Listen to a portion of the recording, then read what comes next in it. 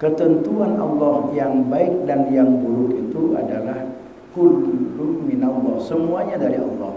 Orang ahli taat itu Allah yang menentukan, yang menghendaki dia taat.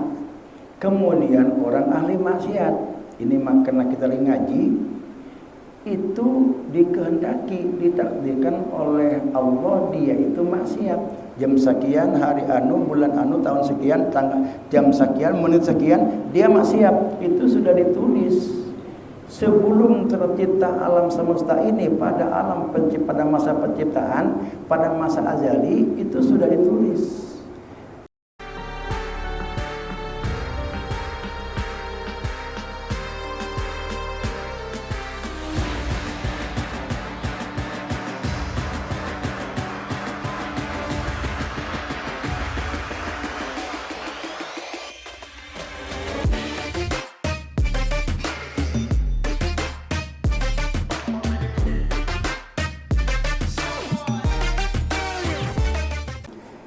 Bismillahirrahmanirrahim. Rubbama fatahalaka babat ta'ati wa ma fatahalaka babal qabuli wa qada alaika bidzanbi makana sababal wusuli. Artinya rubbama, kadang-kadang, fatahalaka, Allah membukakan kepada kamu babat ta'ati, pintu ketaatan. Wa ma fatahalaka, dan Allah tidak membukakan kepada kamu babal qabuli, pintu qabul atau pintu penerimaan. Warubama, dan terkadang qadha, Allah memutuskan alika kamu bidzanbi, berbuat dosa. Pakana sababal wusuli, tetapi perbuatan dosa itu menjadi sebab usul. Hebat ini. Saya tertarik dengan ini nih, rubbama qadha alika bidzanbi. Terkadang Allah itu memutuskan kamu berbuat dosa. Ini kalau kita berbicara soal iman kepada qada qadar, orang berbuat dosa itu, ini mohon maaf kalau kita ini kena sedang ngaji, sebetulnya nggak boleh ngomong begitu.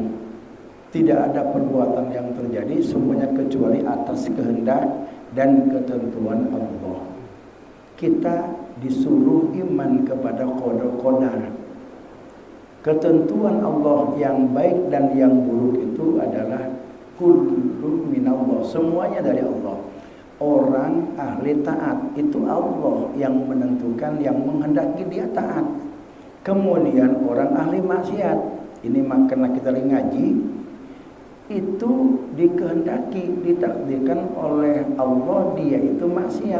Jam sekian, hari anu, bulan anu, tahun sekian, jam sekian, menit sekian, dia maksiat. Itu sudah ditulis sebelum tercipta alam semesta ini, pada masa penciptaan, pada masa azali, itu sudah ditulis. Misalkan si A lahir tahun 82, lahir dalam keadaan laki-laki. Bulan Agustus tahun 2003 dia minum mabuk atau minum arak. Hari Minggu di kafe jam sekian misalkan. Itu sudah ditulis di sana itu. Padahal dia belum tercipta. Nah, begitu lahir ya. Nah, begitu sesuai dengan ketentuan di masa azalinya terjadi. Sehingga dia mabuk. Kalau kita bicara soal pengajian ini, itu dia mabuk itu karena memang ditakdirkan, sudah ditentukan oleh Allah di masa ajalnya bahwa tahun sekian, bulan sekian, jam sekian tuh dia maksiat. Nah, inilah wa rubbama qadha alika bidzanbi, tetapi kemaksiatan itu pakana sababal usul. menjadi sebab dia usul kepada Allah. Nah, di bahasanya lebih dalam lagi ini. Jadi maksiat itu menjadi sebab jalan dia usul kepada Allah. Ini memang sekitar dari berbicara soal ato dan almana, bagaimana kita memahami al-ato dan almana, dan bagaimana kita menyikapi al-ato dan almana. Sehingga ketika kita diberi almana, itu akan menjadi sebuah jalan untuk ma'rifatullah, kenal dengan Allah Subhanahu wa ta'ala. Nah, kita bahas dari awal dulu. Rubbama fatahalaka babat ta'ati. Orang untuk bisa melakukan taat itu diperlukan 3 hal. Tanpa ada yang 3 hal ini nggak bisa orang itu melakukan taat. Yang 3 hal itu adalah hidayah, taufik, dan inayah. Kalau 3-tiganya ini ada, hidayah turun kepada dia, taufik dia peroleh, kemudian inayah, pertolongan Allah pun juga turun kepada dia, maka dia akan taat dengan baik dan diterima ketaatannya itu. Tetapi kalau tidak utuh seluruhnya, maka sulit bagi dia untuk melakukan ketaatan, terutama taufik. Kalau hidayah itu kan dapat petunjuk, ini ngaji, apa yang saya bicarakan Bapak Ibu faham, itu namanya hidayah. Mendapatkan hidayah ibu itu, mendapatkan petunjuk, mendapatkan penjelasan tentang apa yang saya sampaikan. Ketika Bapak Ibu paham terhadap apa yang saya sampaikan, itu artinya ibu itu mendapatkan hidayah, mendapatkan petunjuk. Nah, setelah kita mendapatkan petunjuk, paham dengan apa yang disampaikan oleh kiai dalam pengajian itu, segitu-gitunya kita nggak dapat taufik.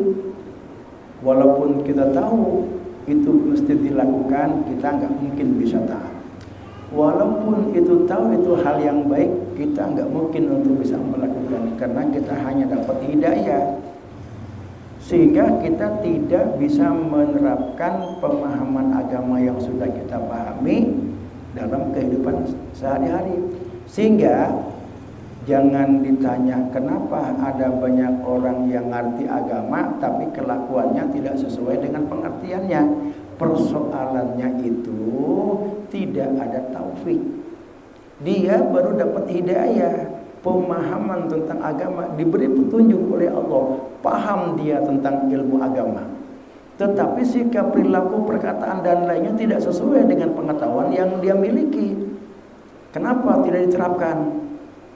Berbicara paham soal sodako, di tiap perkumpulan pengajian kemana berbicara soal sodako, tapi tujuannya supaya orang-orang bersodako kepada saya. Itu beres.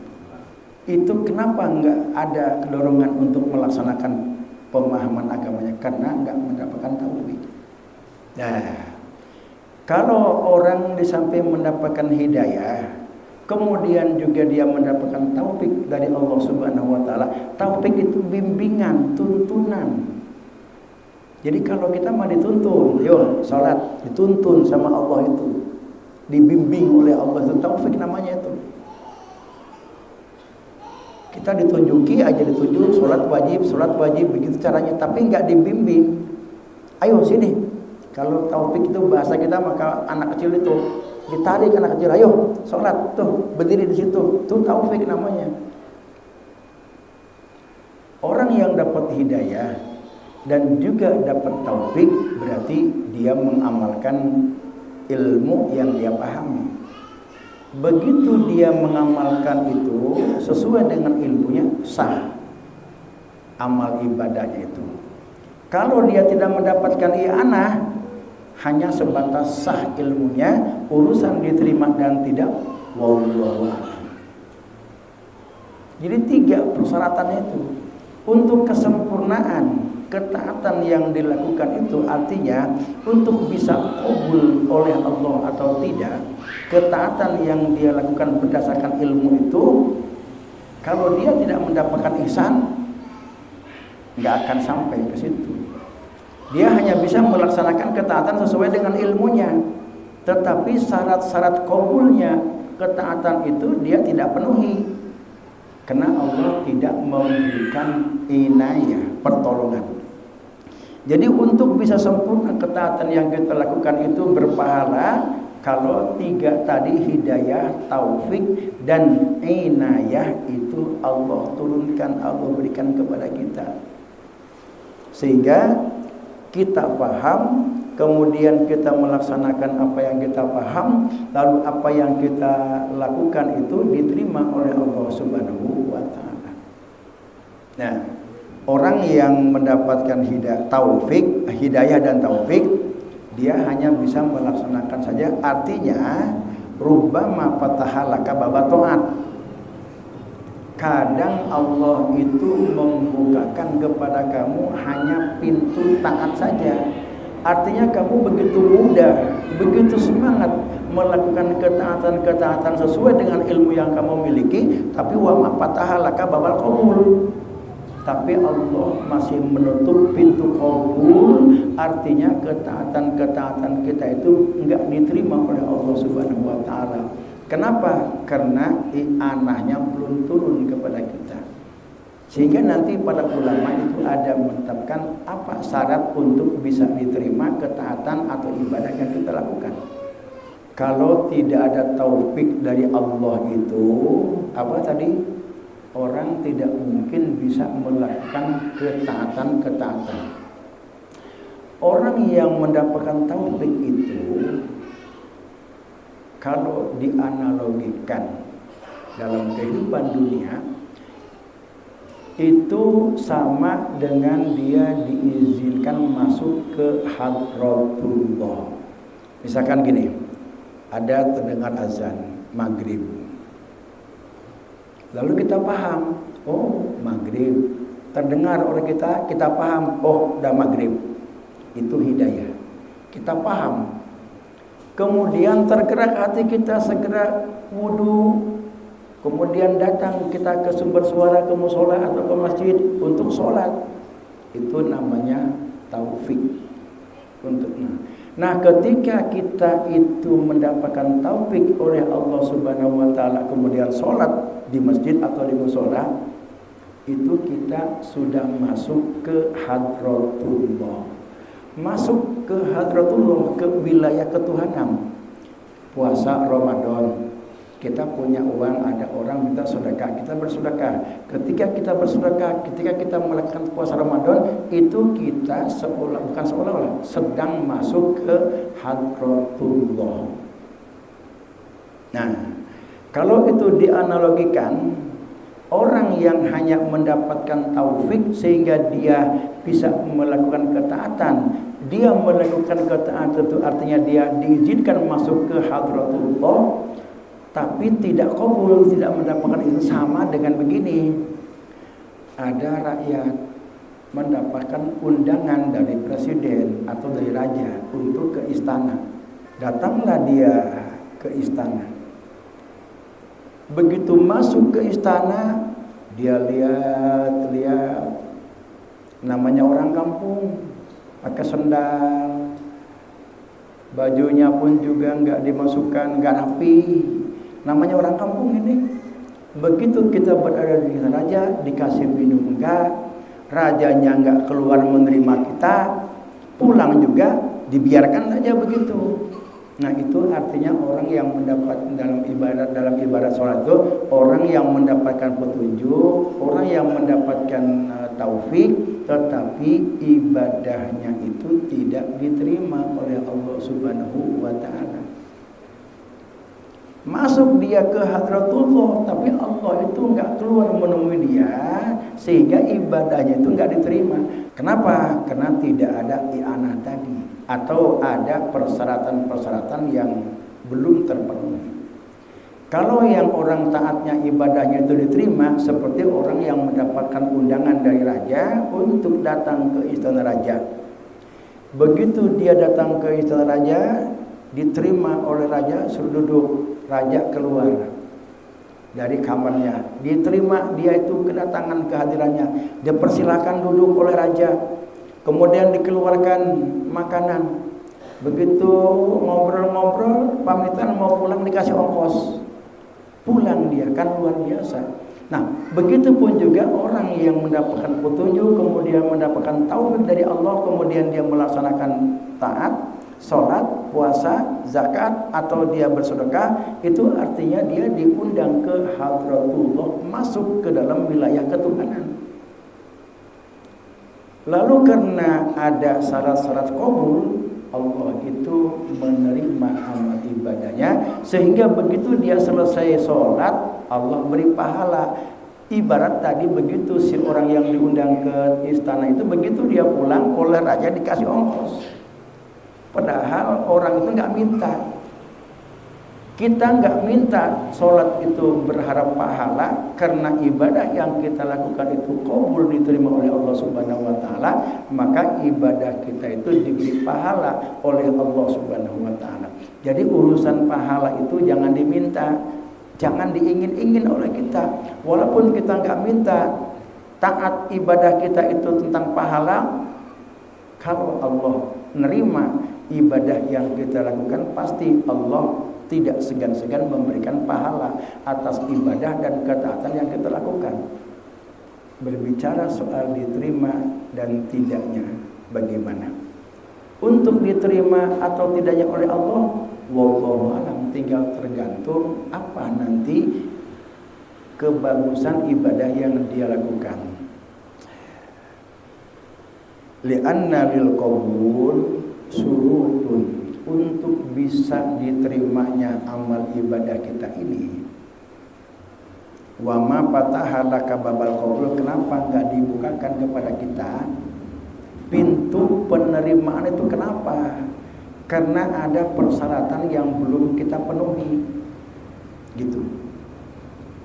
Wa ma fataha laka babal qabul, kita dibukakan pintu ketaatan sehingga kita mudah melakukan ketaatan-ketaatan, tapi wa ma fataha laka babal qabul, tidak dibukakan oleh Allah pintu qabul.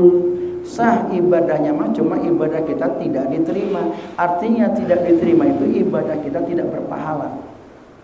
Yang namanya ibadah diterima itu artinya ibadah itu berpahala. Kalau ibadah itu enggak diterima, artinya ibadah itu enggak berpahala, cuma sekedar sah menggugurkan kewajiban. Kalau kita 50 tahun melakukan ibadah taat hanya sekedar menggugurkan kewajiban, sampai di akhirat nanti enggak ada hasil dari ibadah yang kita peroleh. Allah tidak memberikan sesuatu. Kenapa? Karena kita enggak pernah memperhatikan bagaimana syarat-syarat ibadah itu dikabul, diterima oleh Allah Subhanahu wa taala, sehingga ibadah-ibadah yang kita lakukan itu berpahala. Apa saja? Jadi ada dua syarat untuk diterimanya amal ibadah. Satu syarat zahir, dua syarat batin. Syarat zahir itu apa? Pamin suruti hazzohiroti, di antara syarat-syarat diterimanya ibadah az-zohiroti yang zohir, yang pertama adalah adauha fi waqtiha, dilaksanakan pada waktunya. Dilaksanakan pada waktunya. Sholat misalkan, inna sholata kanat alal mu'minina kitaban mawquta. Sholat itu dilaksanakan ada waktu-waktunya. Zuhur jam 12 sampai jam 3, asar dari jam 3 ke sana sampai jam 6, maghrib jam 6 sampai jam 7, isya jam 7 sampai subuh setengah 5 sampai isra. Itu batas-batas waktu sholat. Inna sholata kanat alal mu'minina kitaban mawquta. Lalu malam kita itu mantas muludan sampai jam 12, ngopi habis 3 gelas, ngerokok habis 2 bungkus. Begitu pulang muludan nggak mau tidur, pas mau subuh tidur, bangun jam 7, subuh kesiangan. Sholatlah subuh tapi kodoan.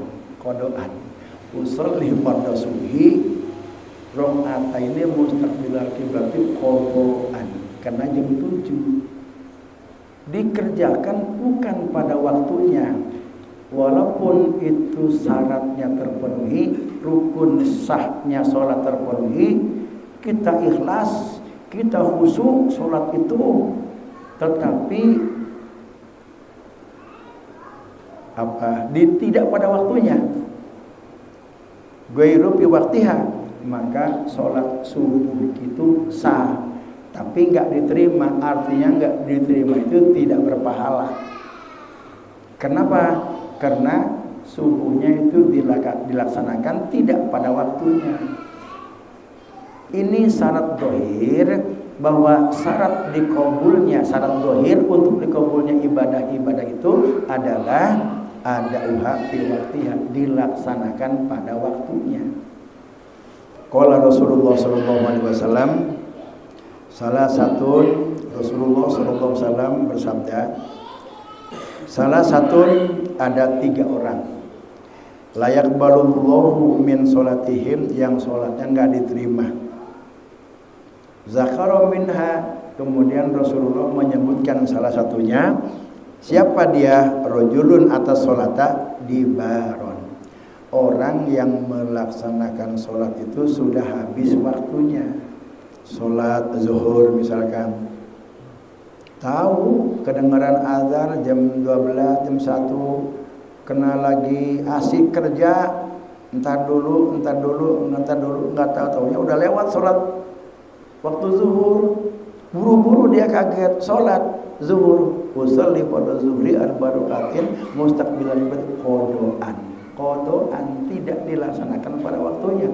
Sah, sholatnya sah, tetapi tidak diterima karena tidak dilaksanakan pada waktunya. Itu syarat yang pertama. Yang kedua, syarat zahir itu aklul halal. Makanan yang kita makan itu adalah makanan yang halal, baik itu halal zatnya maupun halal cara memperolehnya. Yang halal zatnya, arti yang haram zatnya itu seperti tadi, yang jelas-jelas haram bendanya.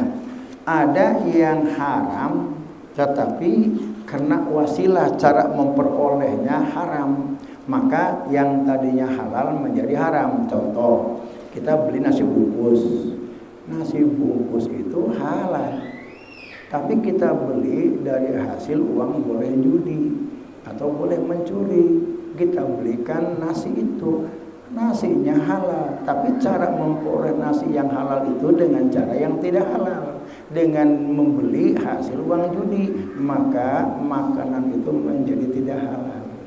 Nah, kalau makanan kita itu haram, maka sholat kita itu jangan berharap untuk qabul.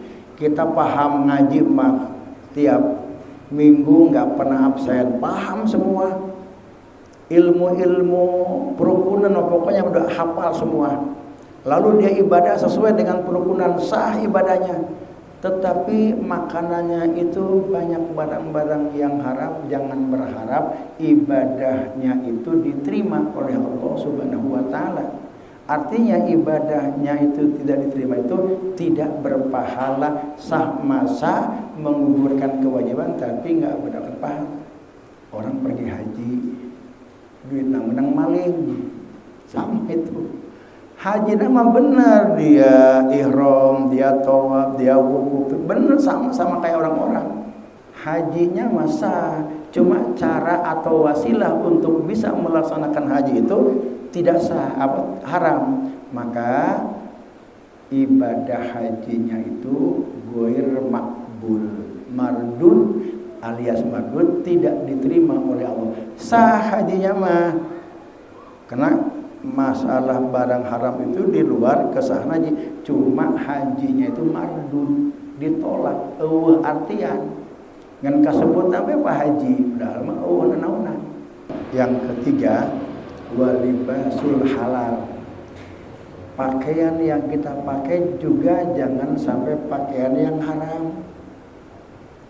Apa yang kita pakai? Peci, pulpen yang kita pakai nulis, baju yang kita pakai, kain yang kita pakai, motor yang kita pakai, jangan sampai motor yang tidak halal. Qala Rasulullah sallallahu alaihi wasallam, manistaro, barang siapa yang membeli sauban baju. Ya. Manistaro sauban, barang siapa yang membeli baju bi asrati darahima, seharga 10 dirham. Wa bisamanihi dirhamun min haramin. Di antara yang 10 dirham itu ada tercampur 1 dirham barang haram. Yang 9 dirhamnya halal. Yang 1 dirham haram bercampur menjadi 10 dirham, kemudian dibelikan baju, lam yakbalillahu lahu sholatu, mual diterima salatna jalma yang salat pakai baju dibeli pakai barang haram. Masyaallah. Paman haja bimalin haramin, barang siapa yang pergi haji bimalin haramin. Nah ini ada, barang siapa paman haja bimalin haramin, barang siapa yang pergi haji dengan harta yang haram. Pakola, lalu dia turun di Jeddah pakai ihram. Pakola, dia berkata, labbaik Allahumma labbaik. Lamun cak urang selamat datang ya Allah, aku datang. Pakola, dijawab ku Allah, la labbaik, la sadaik, tidak selamat datang buat kamu, tidak berbahagia kamu, tidak. Itu jawaban dari Allah. Kalau hajinya itu uangnya dari barang yang haram. Wa hajjuka mardudun alaihi, haji nama sah, cuma mardud, ditolak ku Allah. Artinya tolak itu wewenang-wewenang, enggak ada pahala. Wa qala aidan la taqbatanna jami'al mal min ghairi hillin, janganlah kamu itu tergoda kepada orang-orang yang mengumpulkan harta dengan cara yang tidak halal.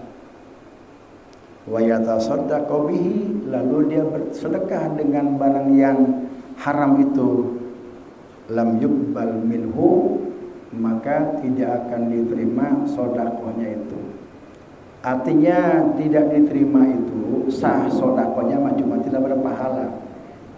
Punya uang deposito di bank, aya bungaan, pan haram, mata atau orang coba beli, orang mah ambil saja uang kita, bunganya jangan diambil. Kalaupun juga itu diambil, jangan dibawa pulang kasih makan anak istri, bahaya, ibadah kita nanti gak diterima oleh Allah. Ini bagaimana uang ini dibuang aja di jalan apa gimana?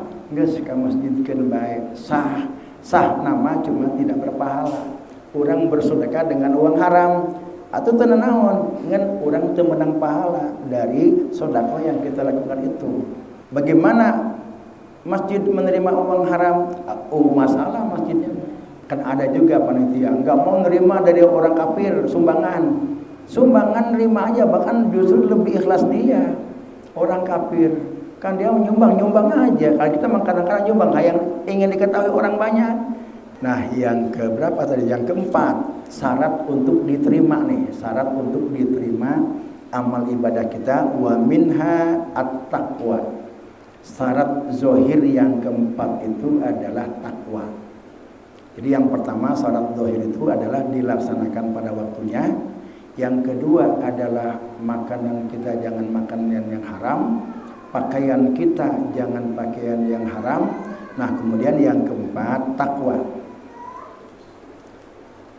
Innama yataqabbalullahu minal muttaqin. Ini jelas-jelas firman Allah dalam Quran surat Al-Maidah ayat 27. Allah menegaskan, innama yataqabbalullahu, Allah hanya menerima ibadah atau ketaatan minal muttaqin, dari orang-orang yang bertakwa.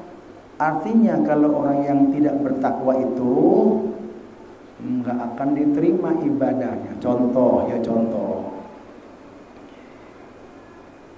pamajikan doraka kasalaki, Berarti lamun pamajikan durhaka ka salaki teh takwa pan.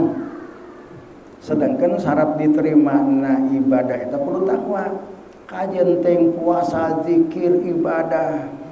Ngan durhaka ka salaki tak ibadah puasa nama sah.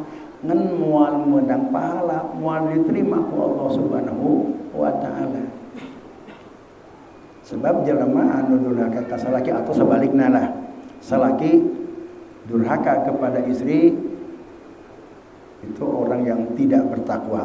Orang yang durhaka baik itu suami kepada istri, istri kepada suami, maka ibadahnya itu lam yakbalullahu.